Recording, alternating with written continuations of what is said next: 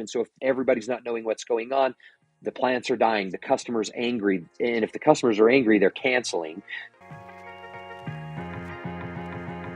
Welcome back to Pest Radio, the podcast where we talk with leaders shaping the future of pest control and wildlife industries, from business and growth to marketing, mindset, and the real stories behind the people in this field. I'm Faye Cebioglu from Digital Karma, a digital marketing agency helping pest control and home service companies grow through SEO, search engine optimization, Google Ads, websites, automation, and AI-driven marketing. Our mission is simple: help good companies grow with smart, honest, and trackable marketing. Today's guest is Kurt Anderson, founder of Pest Pro University. Kurt works closely with pest control companies across the country, focusing on training, education, and helping teams operate more professionally and efficiently. Through Pest Pro University, he provides on-demand training and consulting services designed to support pest control businesses at different stages of growth. So, welcome to the show, and I'm really glad we could make this happen. Hey, thank you for having me, Faye. I'm excited as well. Appreciate the invite.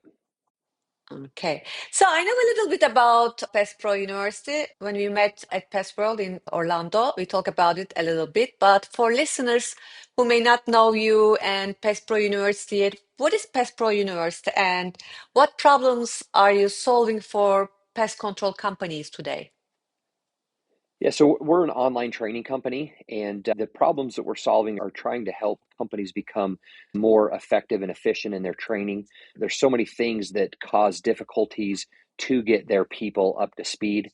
And by having some of these things recorded on demand, ready to go, you can kind of hire somebody new, make sure that they've kind of gone through the process, that they understand everything that they need to be trained on, and just know that they have it. There are a lot of people that do stuff where it's always in person, which I think is a great thing, and it makes sure that they're hitting things the way that you and your company want to do that exactly. But you can also just kind of run into time constraints. If you're very busy or have too many things going on, it can be tough to kind of get all that information over to somebody who might be new to your company. Okay, so why pest control industry? How did your own journey end up in the pest control industry, to found Pest Pro University? Were you in the industry before? Yeah, yeah. So I've been in the industry for over 20 years now. I actually studied human development and family studies, was thinking about Mhm.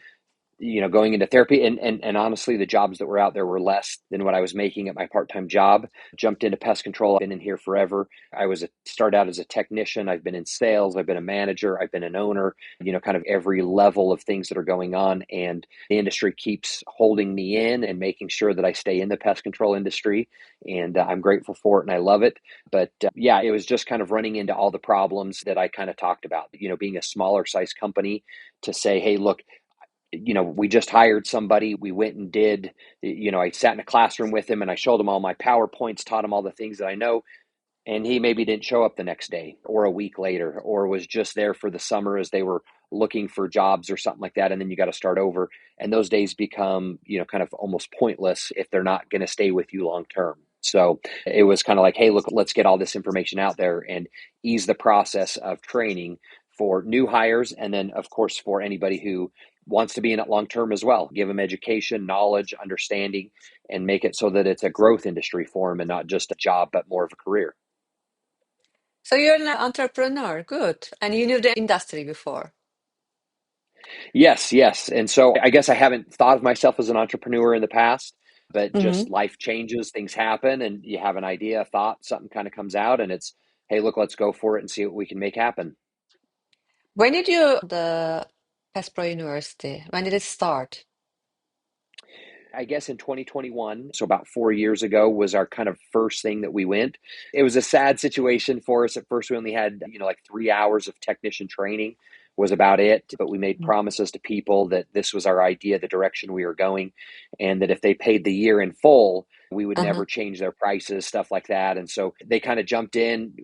Forever grateful for them to say, hey, look, yeah, you know what? I'll give you a little bit of money for us. And we gave them all access, and we've never changed their prices or done anything like that to say thank you for getting us kind of through that first part.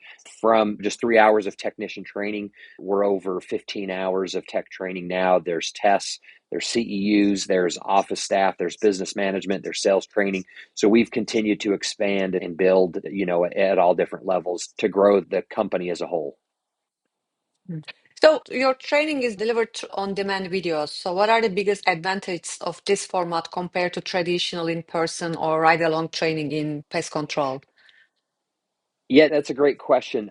Some of the perks with on demand is that it's anytime, right? Mhm. I love everybody in the industry who's doing anything that they can to train people up and to make the industry better.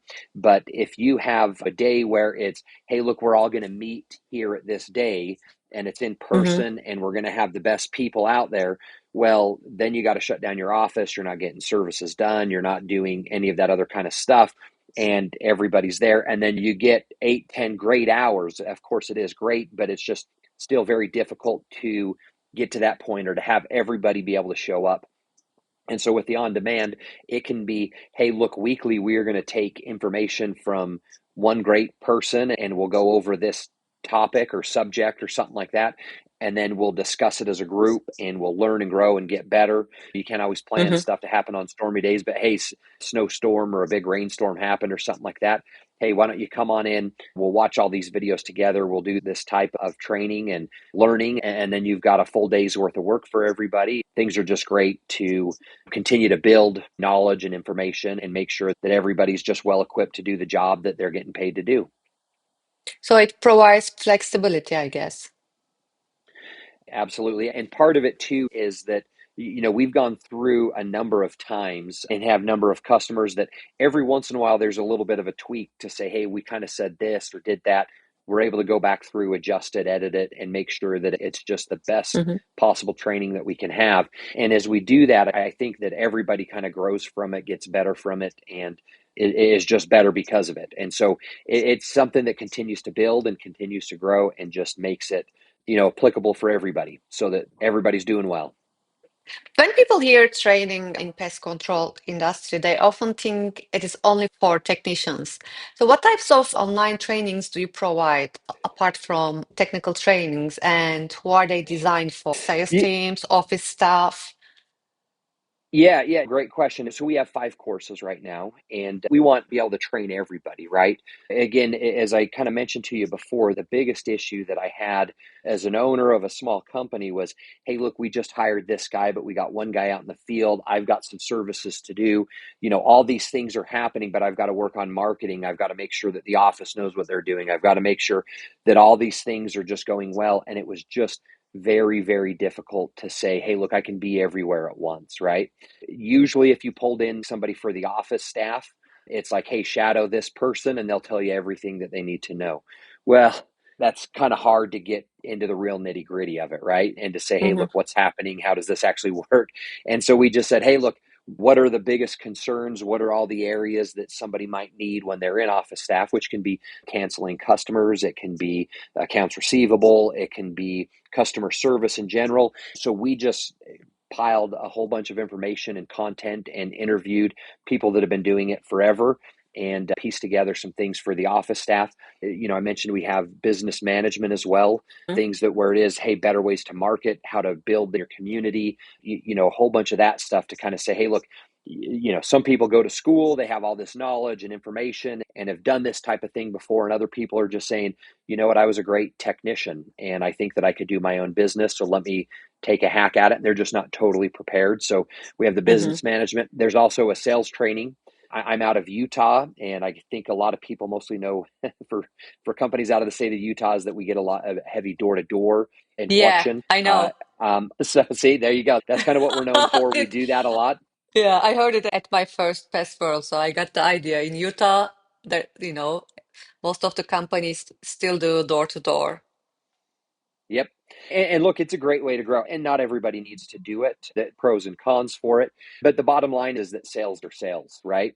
So we kind of jumped in to say, hey, look, how do we help people that just, I've known companies that have been in business for 6, 7, 8 years where they're technically amazing. They have all sorts of great office workers, but they might be doing $400,000 a year. Now, that's nothing to scoff at or to say, hey, look, that's bad. But they typically want to say, hey, look, how do I get up to the $1 million platform right there and have all of those incremental goals? Well, sales has got to be a big part of that. So we try to take some of that burden off somebody who might not have ever been in sales and say, hey, look, here's all these other experts. These are all the things that they're doing. This is what makes it great.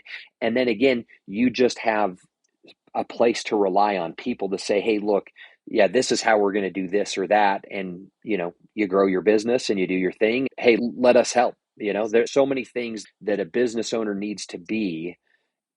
And overall, it's just impossible to do all of them. To be a great trainer, to be a great technician, to be a great office worker, great at customer service, great at driving capabilities, great at safety, great at managing people. And that list just piles and piles. And so it's like, hey, where do I find relief? Where can I have some assistance? And so again, that's where we love all of the CEU classes, all of these other things that the states Yeah, put on another and big everybody thing else is owners doing. care. Yeah, another big thing owners care about, especially when they are managing multiple technicians, is CEU credits. So, do your trainings offer CEU credits also? And or can you also share which states you are currently approved in and how that typically works across different states? Yes, yeah, absolutely. So it's a little bit crazy. I'll tell you, one of the toughest things I've come a part of is trying to manage every state and how they do things differently. Hmm. Now, just so all the listeners know and everything, our idea, a lot of people say, oh, you're a CEU company. And I don't really Hmm. look at it as a CEU company. What we want to do is we want to help business owners, business managers, all of these people to make their jobs easier. They have so many things on their plate already. How can we lighten that burden, make it so that so many of the things are taken care of? So of course, we have this training again for something like new hires or your people to say, hey, look, this is how you train and this is what makes your company better. Consultation for pest control companies, Yeah, not only yeah, training or office or sales. So you look at it from different perspective and see the whole picture, right? 100%. Yes, yes, exactly. And so what many companies have said is, hey, one of the toughest things is for us to get CEUs. We want to be able to gather CEUs, do that, make it real easy for our team to get this. And so we've gone to just about every state and said, hey, look, what do we have to do to get there? Now it ranges from different companies. Again, I'm in Utah. So the first place we went to was Utah. We said, hey, we've got this. They looked at about 10, 15 minutes of it and they said, hey, this is awesome. We love it. Hmm. It looks like we'll give you like 4 hours of CEU. So we thought, oh, great, this will be easy. Other states have things where the video has to time out so that people do it. Others have, all of these criteria. Some states don't even allow you to do it in person, sort of thing. So it just becomes really difficult to say, hey, let's fit what every state is doing. Usually when people do it, it is one person who's kind of standing there and they discuss and talk about, hey, look, these are these issues. This is this specific insect. Let's talk more about ants. Let's talk more about Hmm. termites. And they'll go off and it's one person, where it's like me on this call, right? It's just my face and here it is. So it made it difficult for us because we get, maybe 15 people over one video and we cut Hmm. from here to there and we're in a classroom and then we're in the field. And then we use maps to show things a little bit better and we use special effects and we put music to it and we do all this other stuff. So our big, huge amounts of training kind of shrink down into these really much shorter videos. So it's a ton of content and information. But then we have to get, for CEUs, we've got to get everybody's name, their biographies, like all this other stuff and submit it to states. And it becomes tough. We're at about 2025. You can go to, I could name them all if you want me to do it, but anybody can go to pestprouniversity.com and up at the top, it's CEUs and certificates, and they can go there, see our list. But there's about 25 of them. And it just Hmm. makes it a whole lot easier for them to kind of come see it and get the credits, and those are just included. We're sorry for those states that we don't have it, but it's just an added value for anybody who does No have need it. to be sorry for that. I think Yeah. we are already doing a great People ask, job for most of the states. Yeah. Well, and that's the thing is that people say, "Hey, can I get a discount since we don't get CEUs, or can I get this?" And the fact of the matter is, there's just still great quality training, great Mm-hmm. information, things that'll just make your life a whole lot easier if you're a business owner, manager. Yeah, that's what I would like to ask you. What you see across the industry, where do most pest control companies fall short when it comes to training? Just training in general. So it's tough to say. Mhm. If you're a larger company, I mean, some of these gigantic companies have their own Pest Pro Training University department, type of right? things, Yeah. if you will. They have board certified entomologists, they have associate certified entomologists. They've got all these people. They've made their own videos, they have PowerPoints, they do all this. We don't hit a lot of the massive companies, but if you're a smaller company, you kind of jump in and you say, "Hey, look, I know this, I can do this." I go to so many events like a Pest World or like a state pest management association, and they have speakers there, and without a doubt, every speaker who comes in just says, "Hey, look, here's a house I was called to," and it's a disaster. I remember one of them was, I sat there and the guy was talking about it was the first time a guy was doing like termites or something like that. And they had a drill on the inside. So they drilled on the inside where there was concrete, and it was in a laundry room. And I didn't go all the way through the cement, or it was hard clay kind of underneath. And the product started coming back up. And then the room was filling up, and the technician grabbed the clothes from the laundry and wiped all the mess up and stuff like that, which, I mean, every direction you're looking, there was massive, massive problems and issues. And then they go through and they teach you how to do it when you're in those CEU classes, right? And so the thing is, we just get so busy to say, "Hey, look, we've got to get," and again, as a owner, manager, I've done all those positions. We got to get these services done. If people are waiting for us, this is what's expected. We've got to get out there and get this done. And we don't, maybe as a smaller company, have the resources to pay somebody salary to say, "Hey, you know what? I can come in, I can teach these guys, and we're going to constantly Mhm. go over this." It's, "Hey guys, here's your route. Go out and do it, and just spray around the outside of the houses, kill all the bugs. We'll worry about getting things done right later," or something like that. And they just lose it. I think the industry gets a bad name because it isn't always great, the stories that you hear. Again, out of Utah, there was somebody, I think it was like 2008, 2010 or something like that, where somebody used a product that was like a gas, and Uh-huh. he used it too close to a house. The gas went up, and I can't remember exactly. They were either like playing on the front porch, a bunch of kids playing on the front porch, or in the house or something like that, and it got in. Well, the kids ended up passing away. Like, what a horrible, horrible situation, because we just didn't use product correctly. We didn't read the label. We didn't take the time. I have been thinking also, technicians got their training, but what happens, typically happens to companies that stop training once a technician is good enough. So Yeah. maybe that is one of the unfortunate results, like you just mentioned a story. No, no, 100%. And that's the thing is, I don't think training can ever end. Is kind Mm. of the bottom line with it. And look, But most of the pest control owners think this training as a checkbox. So, right. Well, and again, I am pro states. I'm pro all the regulations that kind of come on. I think that there's a reason and a purpose to do it. uh-huh. But that's kind of the tough thing, is that we're in a business to say, "Hey, look, we've got to get these things done." And you just kind of fly through it, right? And you just Hmm. say, "Okay, well, what's the quickest, easiest way?" Which is why for us getting it, we have to have timeout buttons. We have to have all these other things to say, "Oh, no, they're watching these videos. They're tested on it. All this information is continuing to be passed on." You have to continue to train. Again, I don't go out and spray myself anymore. At Pest World, I still hit up a bunch of classes, do the things that I can to find out what's going on in the industry, to say, "Hey, look, what's best." Also because you need to update Yeah, your demand videos. exactly. And one of the tough things is, and look, I hope this doesn't go anywhere, and maybe I won't go into too much detail, but there was something I was really, really interested in, thought, "Oh man, this is awesome.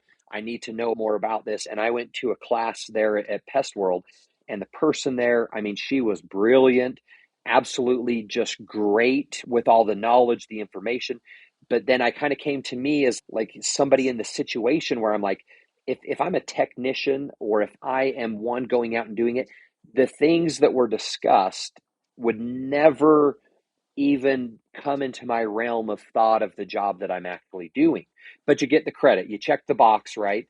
and it does Mm-hmm. nothing. And so again, and there are times where I see people on their phones, there's stuff like that. And so when you give people opportunities for stuff like growth and ways to move up in a company or continue to train or educate, and you can keep things fresh and entertaining and fun, they will be more engaged. And when you do that, then it's not, okay, I'm going to be on my phone, check a box and move along.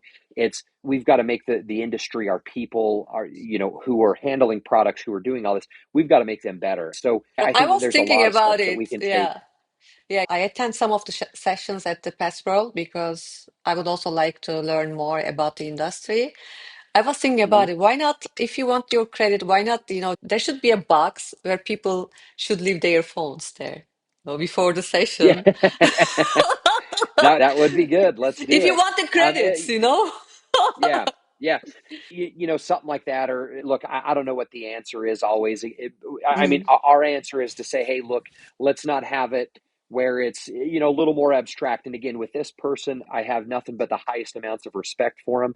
But when it came down to getting the water to the end of the row, it was kind of like, yeah, I don't know that many people are getting much information out of this because they can't conceptualize how these things will change and affect who they are. But again, like I said, I've been in it 20 years. I've been going to these forever.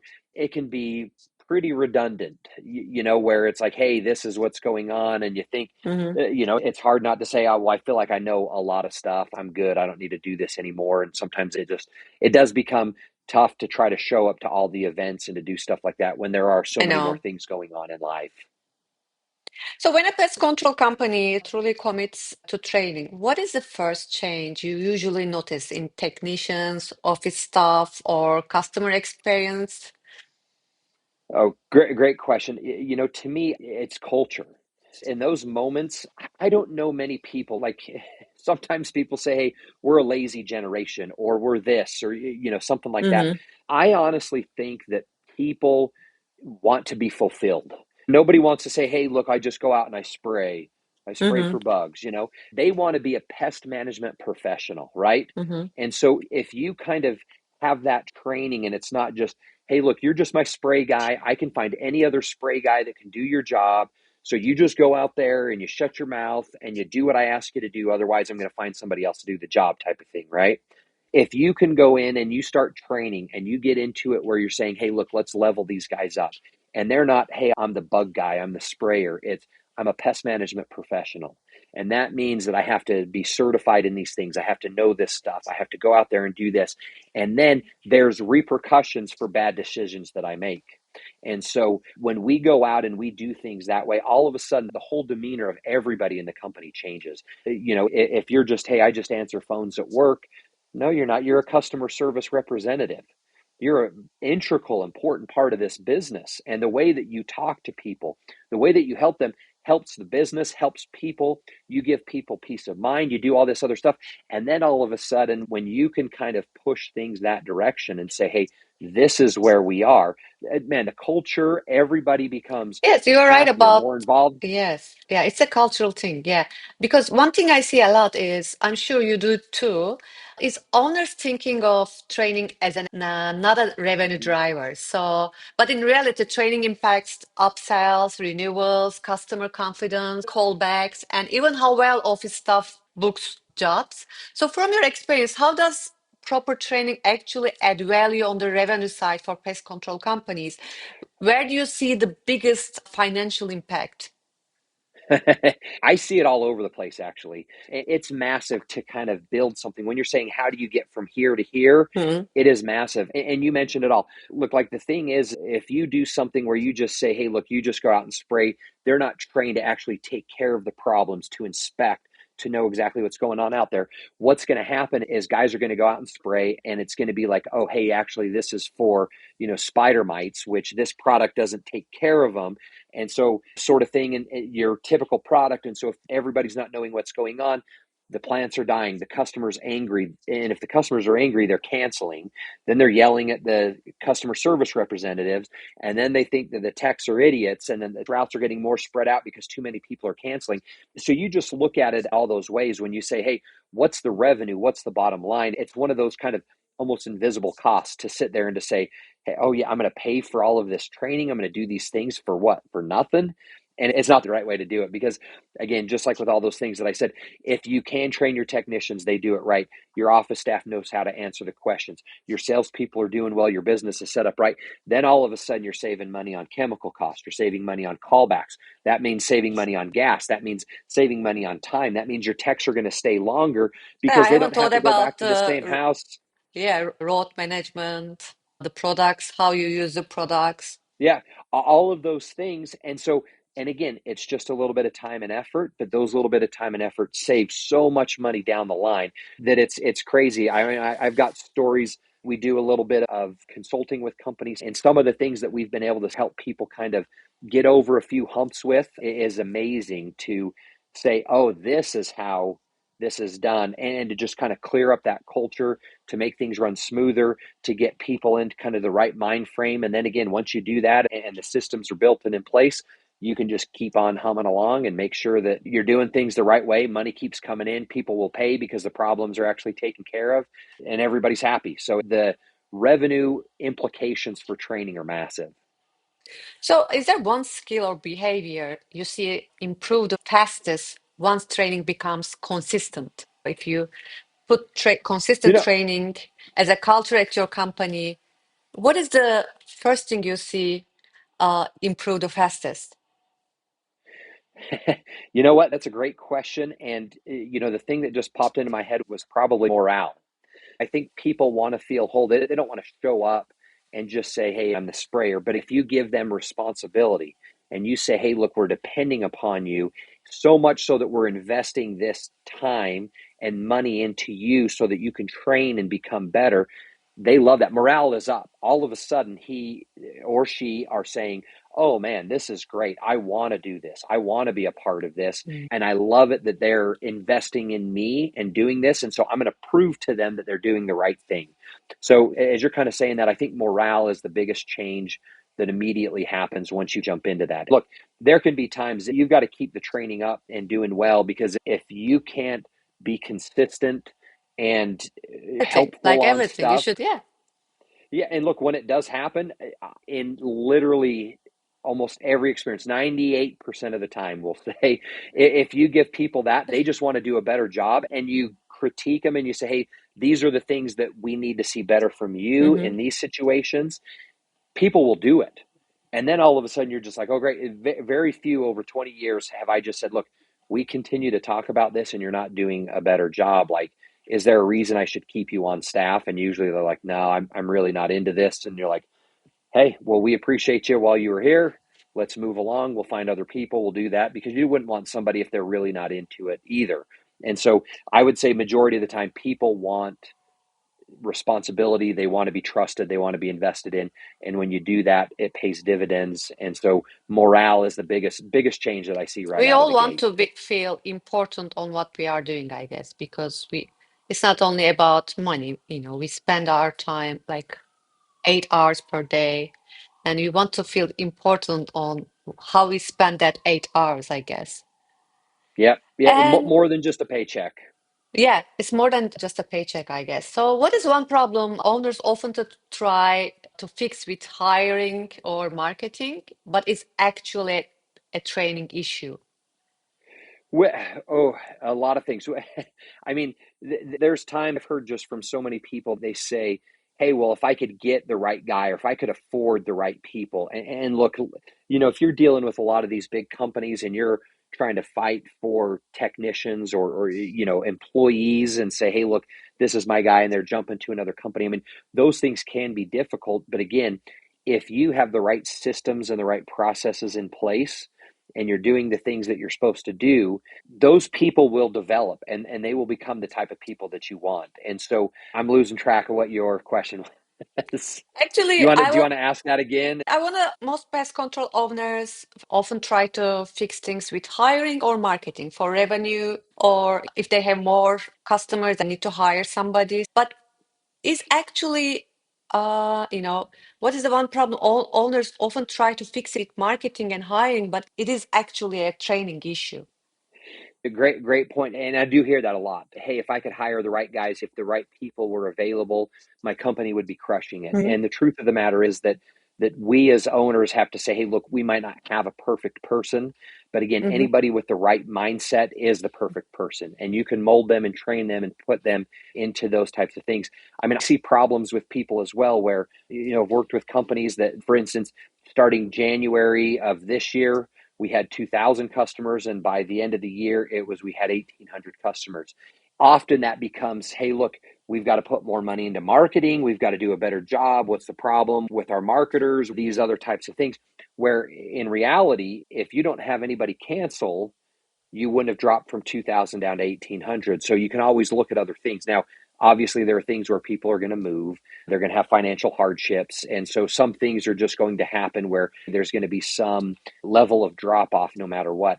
But again, if you can kind of say, oh, okay, well, our reservice percentage is up to 25%, that's probably why some people are canceling too. We're not getting things done. And then you start narrowing things down and saying, hey, yeah, let's look at these other problems and these other issues. And then, we're mixing our product at this rate. Why are we doing that? Oh, we're only treating this much area. Why are we doing that? And then you get back into looking at everything that's going on inside the business and not to just say, hey, let's throw money at marketing. Let's throw more money here. Let's do that. But let's do things the right way, train your guys up that right way, put your system in place. And that's how those bigger companies went from that small one to the much bigger one that they are, where they can kind of handle and pay higher wages and do this other type of stuff because they've had people help them build it. So most of the small pest control companies are founded by technician, used to be a technician at bigger companies or managers at companies. So, and when you start a new business, you don't have a budget for everything, or even Mhm. though you have a budget for hiring. So, at what point does a growing pest control company or a startup pest control company need structured training systems to avoid all this chaos? From the beginning, Hmm. it would be my answer. And look, I obviously have the training to say, hey, sign up with me, do this. But the real answer is that you do have to have a system in place. Hmm. If you want to get somewhere, you have to know where you're going. And if you don't have a system to get you to that place that you know where you're going, you're just going to run into a lot of trouble. You're never going to end up where you want to be. And it doesn't have to be paid training either. And so I'll throw that back at anybody else. If you can start to look at your key performance indicators, if you can start to look at all of these other things and say, hey, what are the problems? What are the things that we're doing? When you're a new owner, man, money is tight. I totally get that. Go do everything that you can. You've got to work a lot of long hours. You've got to put in all of the time. You've got to be at a lot of places and do a lot of things for a lot of people. And so I would say find your own system. What areas of concerns do you have? What could you do better? Look at all of those types of things to say, hey, how do we do this? And then again, when you grow, I guess one thing about Pest Pro University that we do is we don't do contracts. And so if you want to jump on with us for a month, hey, train all of your people, have them go through the process, do all this other stuff, look at as much training, as much videos as you can. And then guess what? Just cancel. And it's totally fine. Yeah, that was Later, my question also. How does pricing work, and are your programs one size fits all, or do you customize pricing and scope based on the company? And also, do you work on a contract basis? But you already replied that. I got that one already. Yeah. No contract. Yeah, it's just a much easier way of doing things. Again, like I said, I've been that small pest control business owner. I've worked for larger companies as well. And again, sometimes if something just doesn't work, you don't want to do it. So we don't do long-term contracts with anything. Hmm. So our pricing structure set up that we're $299 a month, and that's up to 10 users. And so my own personal feeling is that, hey, look, if I'm really in a jam and I'm really stuck and I need to train a technician, $300 is no problem, even as a small company, to say, hey, even if you just have one new guy, one Yes, person kind of doing that. yes, you're right about it. So what do you typically work with, like smaller companies, mid-size operators, or I know larger with multi-location, larger nationwide pest control company, they have their own training departments, but can we say that you work with mostly smaller companies or mid-size operators? Yeah, we're small to mid-size, and we have worked with large companies. There are some out there that have said, hey, look, we have done training. We don't think it's as high quality as yours. Or Hmm. they have said, hey, look, like we love exactly what you're doing. And would you film our people and our Hmm. standards of procedure, standard operating procedures, and that sort of thing, and kind of done this. So we've sold a couple of pretty large individual company type of things where they just buy the videos from us. They're all dressed in their brands and stuff like that, but Oh, mostly I on our see. You recurring kind customize of. the videos. Yep. So ours Okay. is mostly off the shelf, but yeah, we will customize and do that. It is more expensive, but we've tried to kind of work it either way. But yeah, small to medium sized companies are kind of our bread and butter. Even with those smaller companies, hopefully we're talking to a lot of those. One thing that I think has been really awesome, I told you we've been doing this for about 4 years, and it's been cool because we have some of those small companies jump on for a month or two and pay us. Hmm. And then they're like, hey, look, we've hired our people, we've all seen it, and then they kind of disappear. And then like 6 months later, it's spring again, and they're saying, hey, look, we're hiring a few more people, and they jump on. And it's been fun to watch them go from like, hey, we're on 2, 3, 4 months a year, to many of them now like, hey, look, we're just Hmm. on all year long because we've grown so much and we've done all this other stuff. And so it's a great feeling for us on that side. I'm sure it's an even better feeling for them to watch their companies grow and to say, hey, look, we use these guys 12 months a year. But that's what we will kind of want So to we do, is can just make it say simple and consistent training really adds value to revenue. yeah, yes, absolutely. So, And I also saw professional consulting services on your website. So, how is consulting different from your training programs? And what does a company usually need that level of support? yeah, so that kind of varies. Our regular videos are more like off the shelf. What does every person need to know? What's going on? Hey, what are the safety measures? Do you treat for this? How do you treat for that? How do you identify these things? And so it's really like just stuff that a lot of everyday companies know. Other people might just be caught up in business issues or management problems or high callbacks or high chemical prices or any of those other types of things. And so it's really cool to just kind of have people reach out, say, hey, look, I could use some help with some of these things.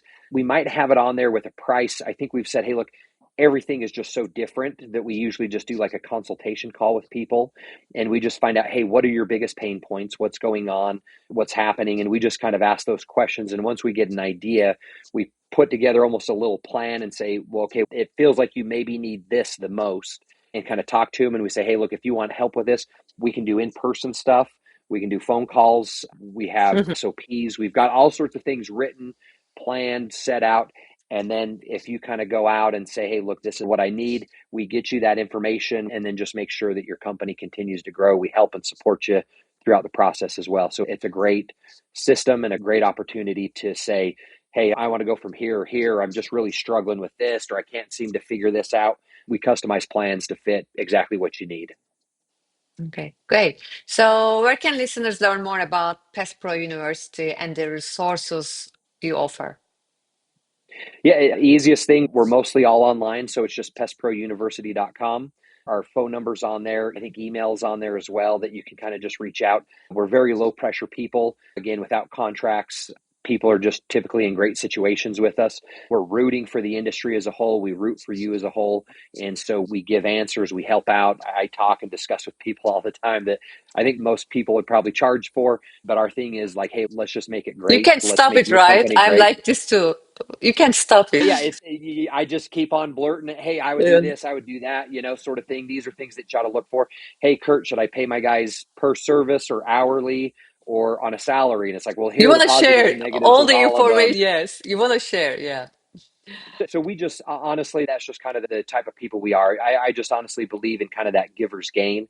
That if you're truly just trying to help other people are going to notice it and see it and say, "Oh, hey, yeah, you know what, this guy's great." And then you stick with us longer. In the future, you'll do things Hmm. like that. You'll eventually buy from us instead of me trying to coerce you and to force you into doing something that maybe you're not totally into, and then just leaving later or something like that. So that's just kind of our philosophy with everything. So it's a very simple, low pressure process for it all.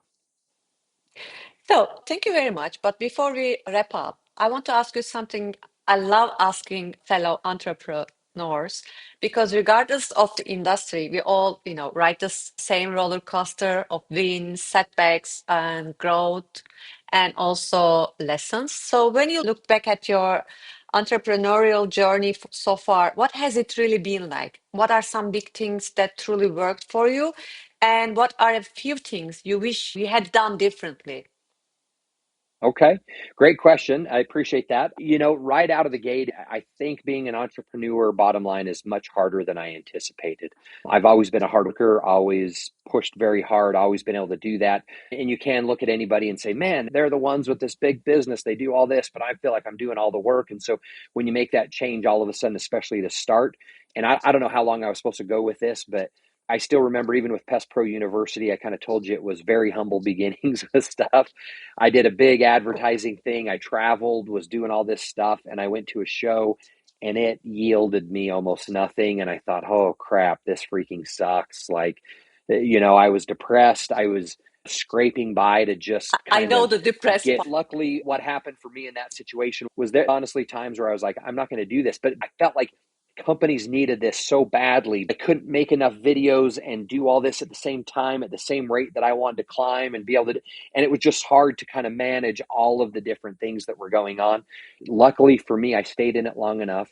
A large company came to me and they said, hey, Kurt, we love what you're doing, but we want you to do it for us individually. We ended up signing a six-figure contract with them to do a ton of training videos for them that they wanted. And all of a sudden, I mean, I know that sounds like big, but again, you got travel, you got the film, the editing, all the people that are involved and stuff like that. But it was still enough money right there that it was like, oh man, I've paid off some of these debts and I have a little bit of money in the bank where I can do some other marketing. And it's not like, oh crap, if I do this, what is going to happen? Do I have to take out more loans? Do I got to do this? And so my things are, one, I guess, hopefully people, if you're serious about entrepreneurship, do it earlier. It's harder. I started in my 40s, and it's just much harder when you have mortgage and kids and family and all this other kind of stuff. But start earlier. And then two is maybe the biggest advice is you never know when that turn around the corner is. Like when it finally actually hits. I had more money in the bank account, and it wasn't just this, oh man, now we just skyrocketed and life has been great. It's still been crazy up and downs. It's still been a lot of difficulties, a lot of, hey, I've got to rush here. I got to be there. I've got to be everywhere in this company. And so any advice is, hey, if you're really into it and you love it, stick with it. And hopefully you kind of turn that corner and at least can feel comfortable and breathe instead of just that heavy burden of the weight of everything that goes on. Do you have a business partner or you did it all by yourself? I have a business partner. Uh, Yes.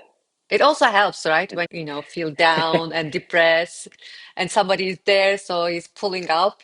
well, So and another versa. big part about it is, yeah, 100%. You're 100% right. And I think that too is so often, and what I hope that people don't do as well is they kind of maybe get the greed in their eyes type of thing. Because if I were to try to push him out and say, hey, look, I'd have 100% of this, that is way better. He also burdens 50% of the responsibility. He Mhm. burdens the liabilities that come along with all of this. He burdens like all of those other things.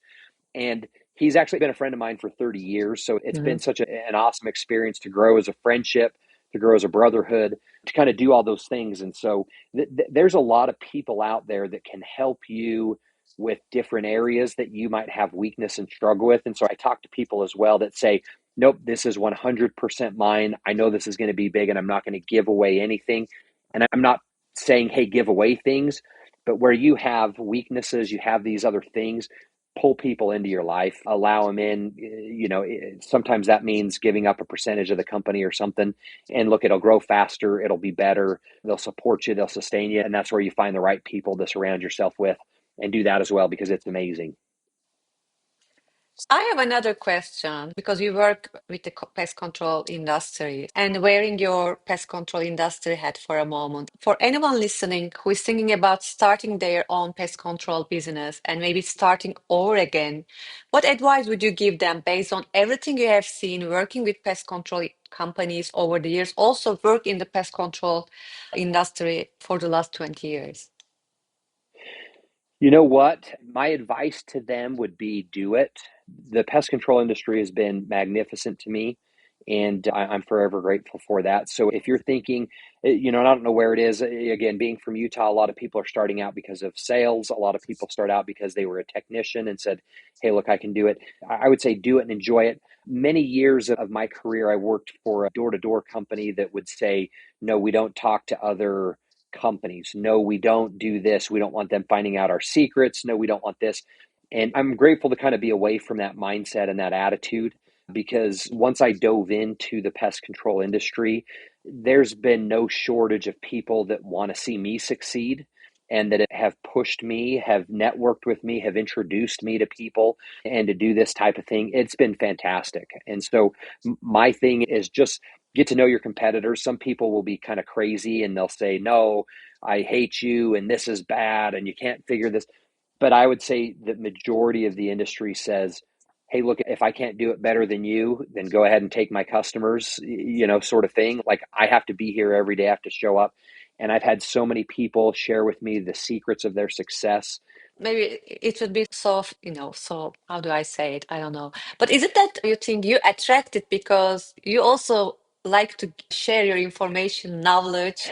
Maybe that is a karma, you Well, know? exactly. Very well could be. And so again, I don't know. Like I said, I did have a little bit of that hesitancy at first. I think my natural behavior says, hey, look, be this type of person, help each other out. And so I think that that's there. But again, I was a little bit standoffish because of kind of how I was trained in it. But it very well could be. And look, if you genuinely want success for other people are genuinely going to want to have success for you. And it just continues to build itself. And so yeah, I think it's great. Get out there, network. So many good people in the industry that will help you out all over if you put in the time and effort with them. So do that. So, Kurt, thank you so much for joining me today and for sharing your insights. I think the work you're doing with Pest Pro University trainings, helping teams operate more professionally, really matters for the industry. And I know our listeners will take away ideas they can put to work right away, I guess. Even I took my part, like, you just mentioned, not everybody is good at everything. So if you know your weakness, go and hire the right person for you. So this is something Yep. I was thinking about one of the departments. So it has been great having you on the podcast, and thank you again. I agree, Faye. You've been awesome ever since I met you. I appreciate all of your support, help, inviting me on, and hopefully I just didn't blow it and somebody can get something out of this. Thank you.